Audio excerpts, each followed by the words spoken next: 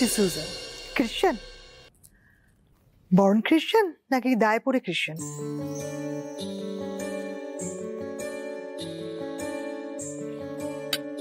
আসলে আমার বাবা গোয়ানিজ, মা বাঙালি।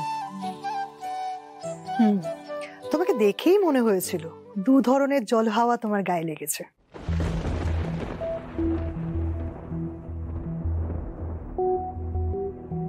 তা হঠাৎ পুলিশে চাকরি কেন করছো? মা, ওকে একটু শান্তিতে খেতে দাও না। খাচ্ছে তো, কেউ বাধ্য না হলে তো কোনো মেয়ে পুলিশে চাকরি করে না, আর কেউ পুলিশকে বিয়েও করে না। আসলে আমার ইচ্ছে ছিল অন্যায়ের বিরুদ্ধে লড়াই করা, অপরাধীদের শাস্তি দেওয়া। বিয়ে টিয়ে করার ইচ্ছে আছে নাকি বাউন্ডুলে হয়ে ঘুরে বেড়াও?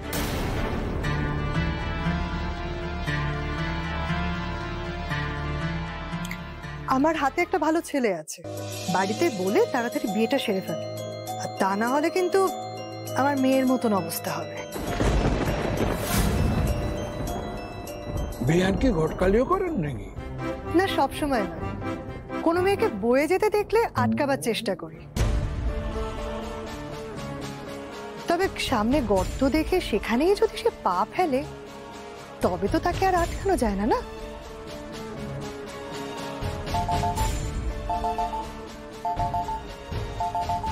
স্যার, নীলিমা। ধরো। হ্যাঁ বলো, তোমরা ফিরেছো? হ্যাঁ, তোমরা কোথায়? আমরা স্যারের বাড়িতে এসেছি। তোমরা ফিরেছো? হ্যাঁ হ্যাঁ, আমি অফিসেই এসেছি। অনেক ইনফরমেশন পেয়েছি। স্যার যেটা ভেবেছিলেন সেটাই ঠিক, এই বড়টাই সাইবার ক্রাইমের মাথা। স্যার, নীলিমা আর রোহিত ফিরে এসেছে, আর তারা বর্দা ব্যাপারে অনেক ইনফরমেশন কালেক্ট করেছে। নীলিমা বলছে এই সাইবার ক্রাইমের মাথা বর্দা। ওকে বলো আমরা আসছি। তোমরা ওখানে থাকো, আমরা আসছি। আরে আসছি মানে খেয়ে যাও অন্তত, এ কি খাবার ছেড়ে? বাবা, যদি কোনো হেল্প লাগে তাহলে বলবে। শিওর।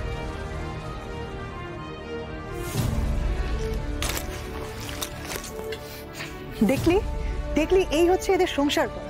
যখন খুশি আসবে, যখন খুশি বেরিয়ে যাবে, টাইমের কোনো ঠিক ঠিকানা নেই। নিদু, তোমাকে একটা গল্প বলি।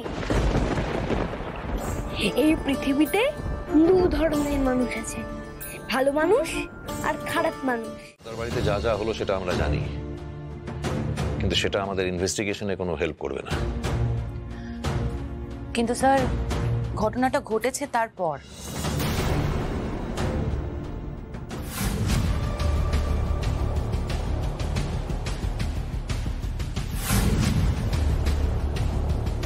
ওরা আমাদের একটা জায়গায় নিয়ে গেল, আর তারপর আপনাদের এভাবে ধরে নিয়ে আসার জন্য ক্ষমা চাইছি, কিন্তু কোনো উপায় ছিল না। আসল সত্যিটা আপনাদের জানা দরকার, মানুষকেও জানানো দরকার। আপনারা অর্ধেক ইন্টারভিউ নিয়ে যাচ্ছেন, মুদ্রার আরেকটা দিকও আছে, সেটাই আসল। আর যে দিকটা দিয়ে মুদ্রাটাকে চেনা যায়। আমি ওদের অনেকেরই ইন্টারভিউ নিয়েছি। এই যে বর্দা, এই বর্দার সমস্ত কুকীর্তির তথ্য কিন্তু আমার কাছে রয়েছে। শিমুল পলাশের পোস্টমর্টম রিপোর্টও তৈরি করে ফেলেছি। এই যে সারা দেশ জুড়ে যেই ওটিপি জালিয়াতি চলছে, তার আঁতুর ঘর হচ্ছে শিমুল পলাশ, আর সেটা চালাচ্ছে বর্দা। আসুন আসুন আসুন আসুন আসুন আসুন আসুন আসুন আসুন। আশা, আমার স্ত্রী আশা, উনি। শুনেছি। মা, তুমি এই রোদের মধ্যে এলে তোমার যে একটু জল বাতাসা দেব, সে ব্যবস্থাও নেই। বসো বসো বসো। আপনি হঠাৎ আমাদের বাড়িতে, মানে কোনো দরকার? বলছি, আপনাদের জন্য একটু খাবার এনেছিলাম নিজে হাতে রান্না করে। আরো একটা জিনিস আছে,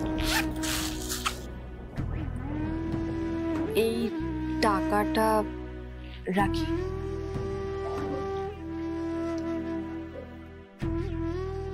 আমাদের ক্ষমা করবেন,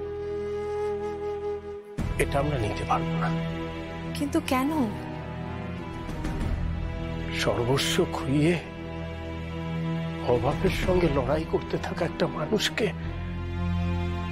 একদিন কিছু খাবার দিলে আর কিছু টাকা দিলে তাদের কয়েকদিনের অভাব হয়তো মেটানো যায়, কিন্তু আগামী দিনের স্বভাব যে নষ্ট হয়ে যাবে।